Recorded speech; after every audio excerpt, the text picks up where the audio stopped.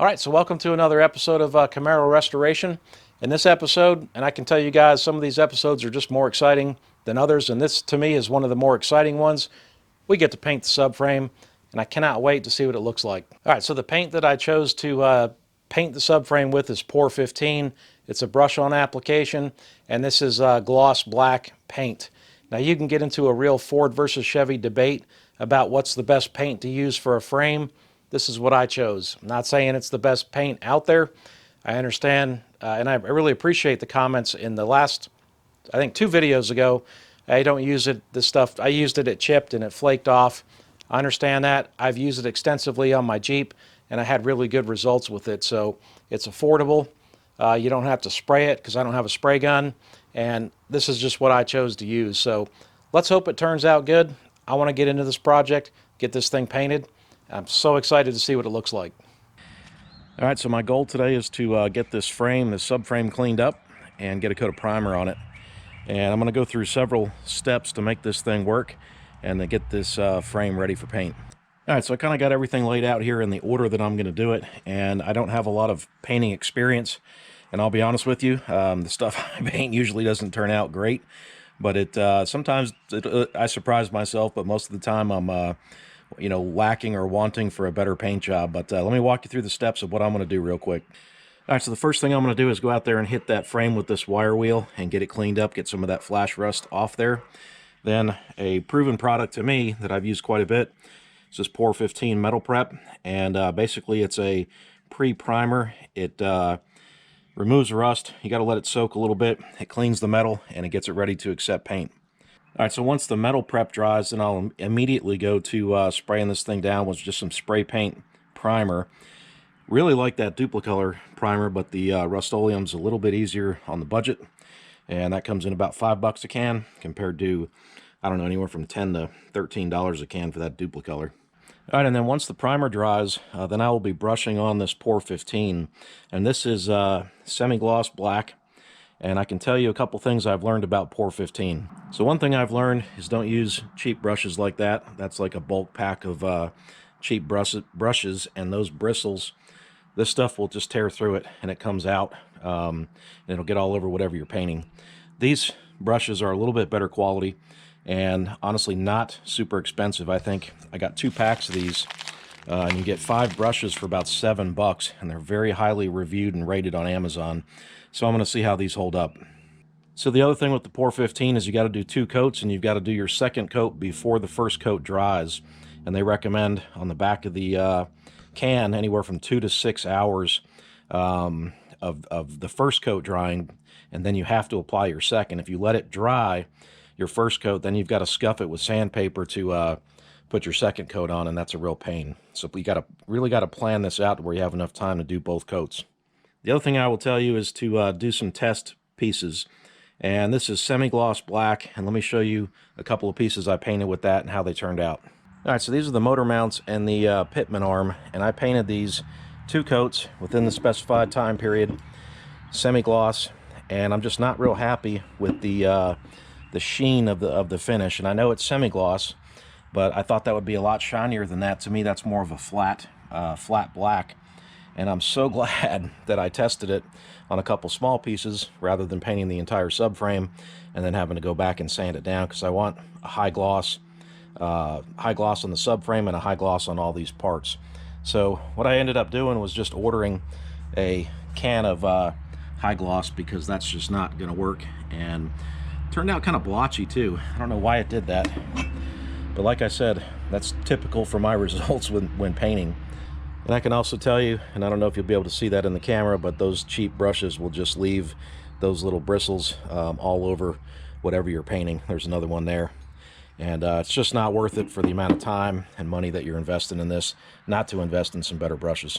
All right, so I'm ready to get into this, and I'm not going to film all of this. I'm just going to kind of show you bits and pieces here and there, because it's just going to be a long, tedious process to get this thing cleaned up, sprayed down, and then primed. But look at it now compared to just remember the way it looks now and the way it will look after I get it primed is going to be night and day. It's going to look so much better.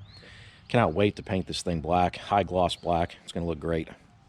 All right, I do want to show you one small section of the frame, and see that kind of surface rust there, and I want to show you before and after wire wheeling. So this is obviously before, and let me just hit this one area real quick, and then let me show it to you, show you what it looks like after the wire wheel.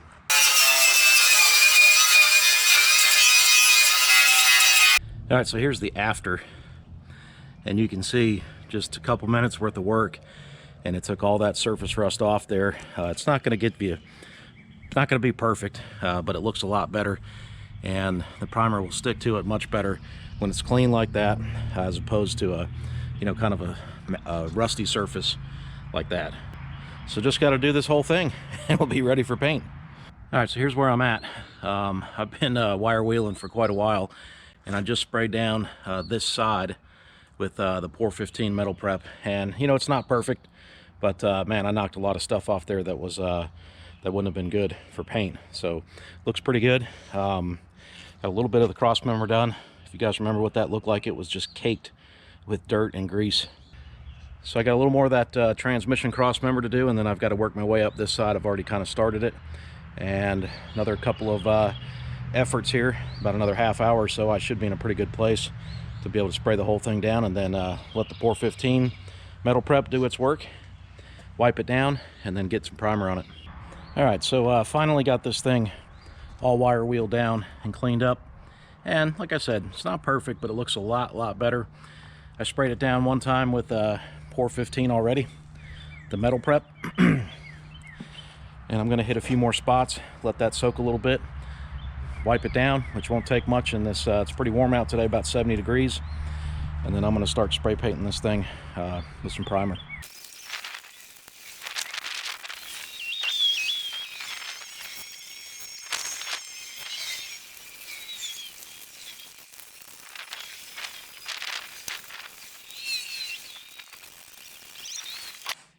All right, so here's the bottom of the subframe, and it is finally done. So this thing is almost ready for paint. I'm just going to let this primer cure for a couple of days and get started on painting it. All right, so I got my gloss black Pour 15, and I have been painting parts, and these are all brushed, and I am getting phenomenal results. I'm really happy with it. So I got parts hanging up all over the place here. Here's a couple more parts that are in the process of being painted, and I just cannot get over that spindle. I mean, look at that thing. And that's the paint I'm using. Again, it's the Pour 15 gloss black. And just to show you guys this as a reference, after pressure washing, this is what the parts look like. And what a difference. What a difference. All right, so as far as the subframe goes, I painted the bottom first, and I got that done, and then I just put a coat of paint on these cross members. And the only reason I'm hesitant to do the whole thing today is because I don't know if I have enough paint, but I think I do, and I think I'm willing to gamble with it. And this thing just looks, it's just amazing. It's unbelievable, the difference in how it looks, and I cannot wait to get it all painted. So I think I'm going to go ahead and try to get it done with what I have. But like I said, you've got to make sure you have enough time to do the 2 coats, 2 to 6 hours after the first coat. So if I paint this, which I'm probably going to try to do, I'm going to have to paint this, second coat on all this, second coat on all this, and then a second coat on all these parts too, about 7 to 8 o'clock tonight.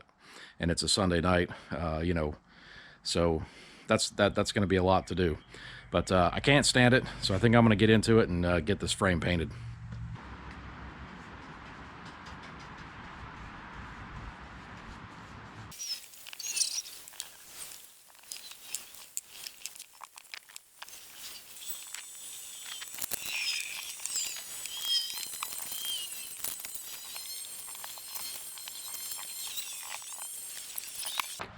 All right, so I got a little bit of help. This is my wife, Kelly. Say hi, Kelly. Hey.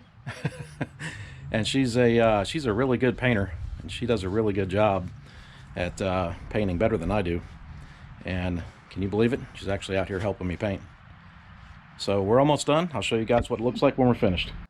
All right, so there is the completed painted frame, and I cannot get over how good this thing looks. I mean, it just looks great. I'm so happy with the way it turned out. It's the perfect shine that I wanted. It covered real well, and it just looks great. And I know you guys remember from the beginning of the video what this thing looked like, and what a difference. What a difference. Look at that cross member now compared to what it used to look like. Man, really, really happy with the way it turned out. All right, so I don't know about you guys, but man, I am so impressed with the results. I never get good results like that, but maybe that's a byproduct of I put a lot of effort into the prep, and I normally don't put as much effort into the prep, and then I got a result that I can live with. So my buddy Matt told me best. He said, John, this is a subframe. It's not a hood. It's okay if it's not perfect, and it's not perfect by any means. There's a couple of drips, there's a couple of runs, but overall it looks really, really good, and it's going to look great underneath that car. Hopefully I don't have any issues with the finish, chipping, peeling off or anything like that, like some other people have had. And if that does happen, I think I'd be pretty disappointed. But personally, I think it looks really good. Let me know what you guys think. Drop a comment down in the comment section, and let me know what you think of it. All right, so that's a really big step done. Again, really happy with the result. The next step is to tackle this firewall. I got to remove all the stuff that's on it and start cleaning that. A lot of cleaning to do, and start working on the underneath of the car, clean that off, because I want to paint the whole underside of the car with some kind of undercoating. So stay tuned to the channel. Appreciate you guys tuning in, checking out this video. Thank you for your support, and as always, thanks for watching.